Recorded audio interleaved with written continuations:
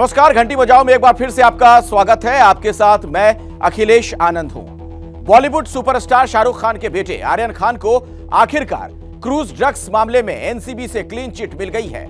तो बिना सबूत और बिना ड्रग्स के ही आर्यन खान को पिछले साल करीब 3 हफ्ते जेल में गुजारने पड़े थे और मानसिक प्रताड़ना से भी गुजरना पड़ा था। एनसीबी भी मान रही है कि जांच अधिकारी समीर वानखेड़े की जांच में गड़बड़ी थी, उनके खिलाफ भी एक्शन लिया जा सकता है।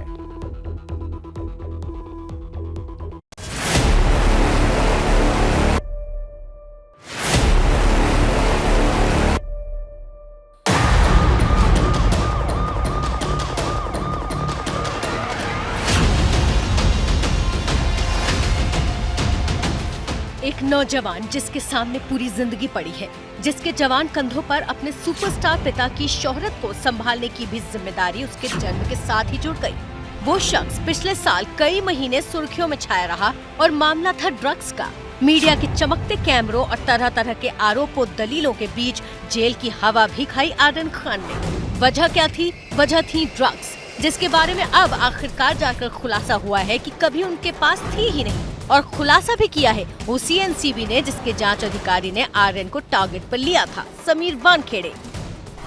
इसमें चार्जशीट दाखिल हुई है और इसमें ऐसा पाया गया है कि सबूत के आधार पर, एविडेंस के आधार पर 14 लोगों पर एविडेंस बनता है और उनके खिलाफ चार्जशीट दाखिल की गई और 6 लोगों के खिलाफ एविडेंस पर्याप्त नहीं था तो उनके खिलाफ चार्जशीट दाखिल नहीं की गई। शुक्रवार को एनसीबी की एसआईटी ने 6000 पन्नों की चार्जशीट विशेष एनडीपीएस कोर्ट में दाखिल की। इस चार्जशीट में 20 आरोपियों के बजाय सिर्फ 14 आरोपियों के नाम दर्ज हैं। बाकी 6 आरोपियों को सबूतों के अभाव में क्लीन चिट दे दी गई है।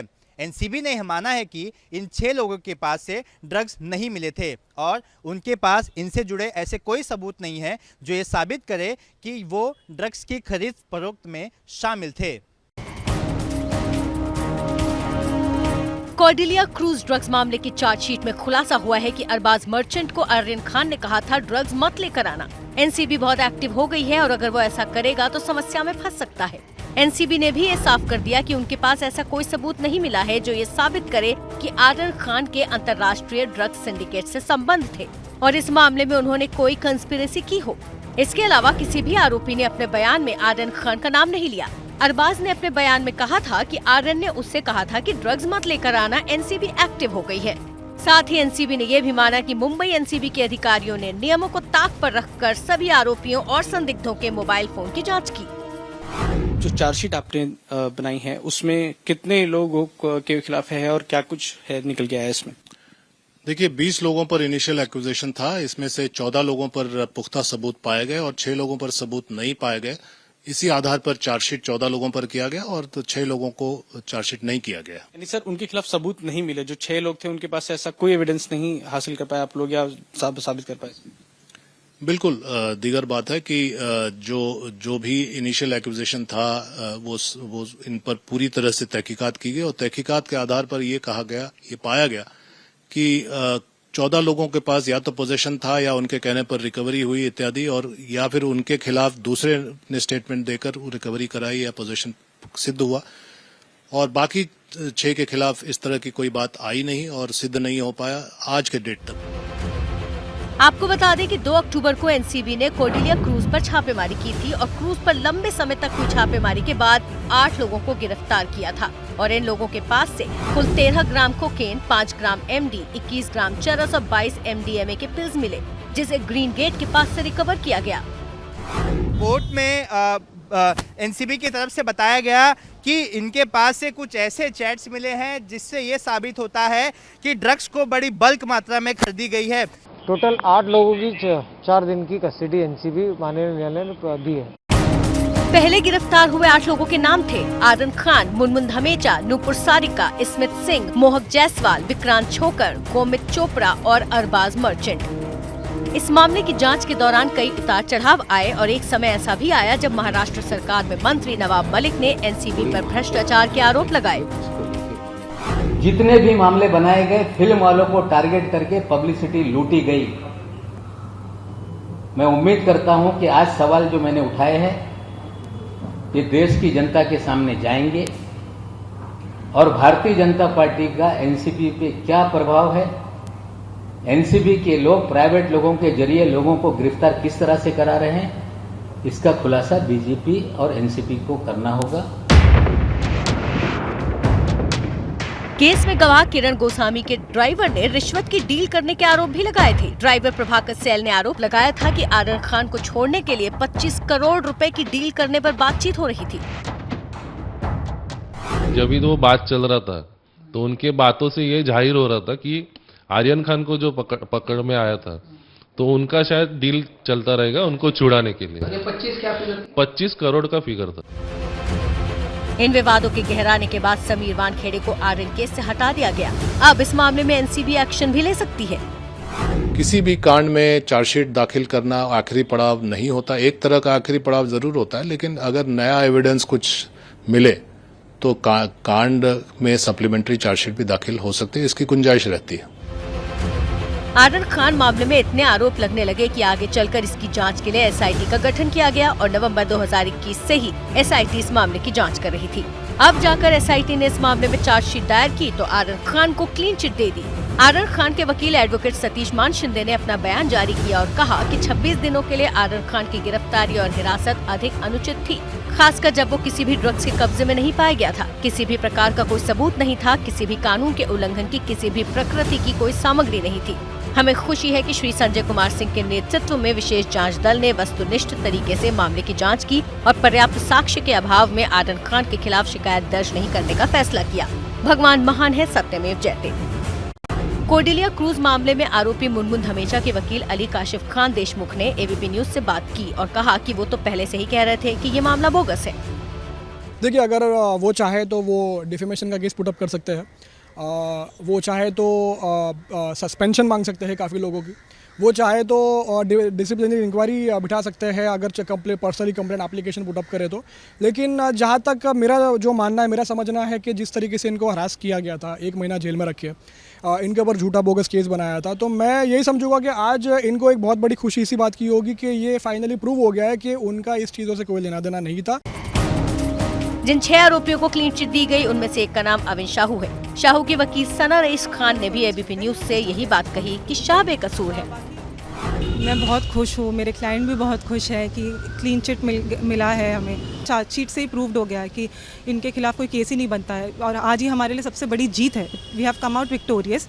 जो भी आज दुनिया के सामने आया, भले ही 8 महीने लगे इस बात को सामने आने में। He was arrested in this case. वो अरेस्ट हुए थे और वो 22 दिन के लिए अंदर भी थे। सबसे पहला बेल भी मेरे क्लाइंट का ही हुआ था इस केस में, अविन साहू का ही हुआ था। मगर आज फाइनली हमारे लिए बहुत बड़ी खुशी की बात है और ये हमारी बहुत बड़ी जीत है।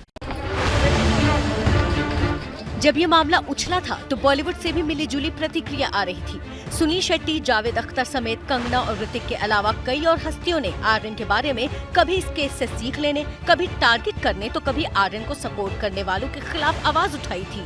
जब एक जगह रेड होती है तो बहुत सारे लोगों को ले लेते हैं। हम अज्यूम करते हैं कि इस बच्चे ने कंज्यूम किया, इस बच्चे ने ये किया। आई थिंक प्रोसेस चालू है। Let's give that child a breather. हमेशा बॉलीवुड पे जब हमारी इंडस्ट्री की कुछ भी होती है तो हर एक चीज़ पे मीडिया टूट पड़ती है, हर एक को समझती है कि ये वैसा ही होगा। Give the child an opportunity to report. Let the real reports come out. Till then, बच्चा है, taking care of him is our responsibility. मेरे प्रिय आर्यन, जिंदगी एक अजीब सवारी है। ये बहुत अच्छी है क्योंकि ये अनिश्चित है। ये अच्छी है क्योंकि ये कई बार उतार चढ़ाव से लेकर भी जाती है। लेकिन भगवान दयालु हैं। वो केवल मुश्किल इंसान को ही खेलने के लिए सबसे मुश्किल बॉल देते हैं। आपको पता है कि आपको ही इन सब में से चुना गया है। अब सभी माफिया पप्पू आर्यन खान के बचाव में आ रहे हैं। हम गलतियां करते हैं लेकिन हमें उनका महिमा मंडल नहीं करना चाहिए। मुझे विश्वास है कि ये उन्हें सीख देगा और उन्हें उसके परिणामों का एहसास भी कराएगा। उम्मीद है ये उन्हें विकसित करे और हो सकता है उन्हें और बेहतर और बड़ा बनाए। जब सामने वाला कमजोर हो तो किसी के बारे में गपशप नहीं करनी चाहिए, लेकिन उन्हें ये महसूस कराना आपराधिक है कि उन्होंने कुछ गलत नहीं किया।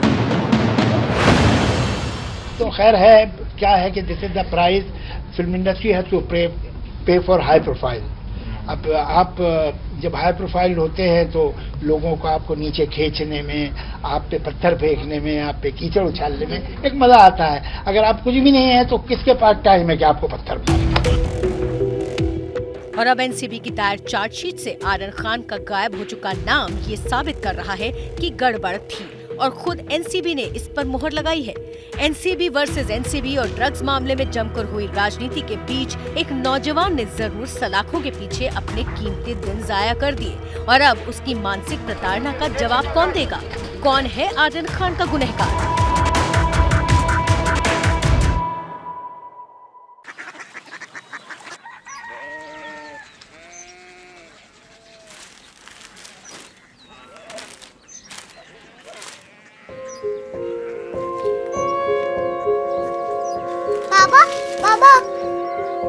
कोरिया सिटी जानी ना।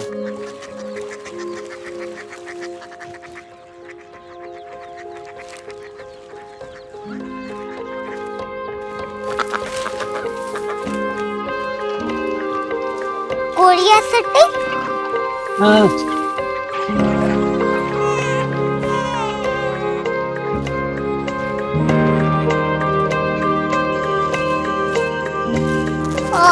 कोरिया सिटी कहाँ पे है? शहर अंग्रेजी लगे हैं।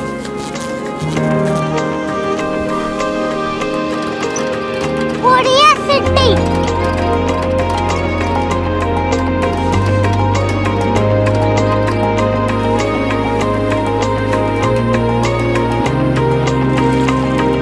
वो बहुत दूर है।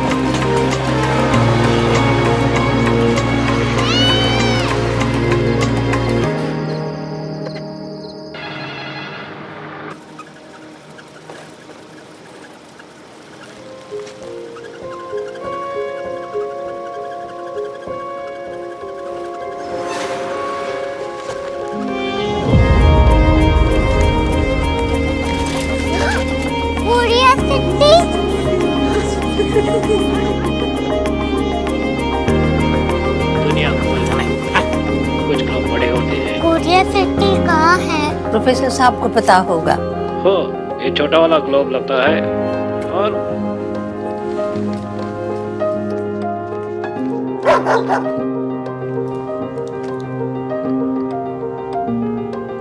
पता नहीं, मेरी बेटी से जाके मिल लो, शायद उसे मालूम हो।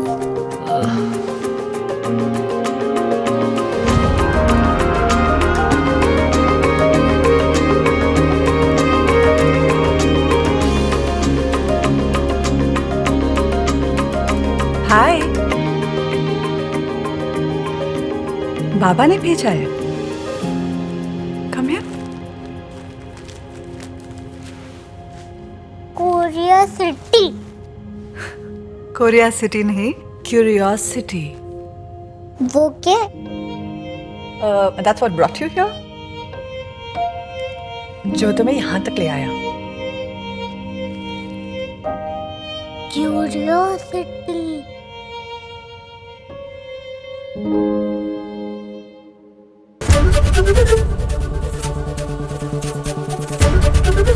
एबीपी न्यूज आपको रखे आगे।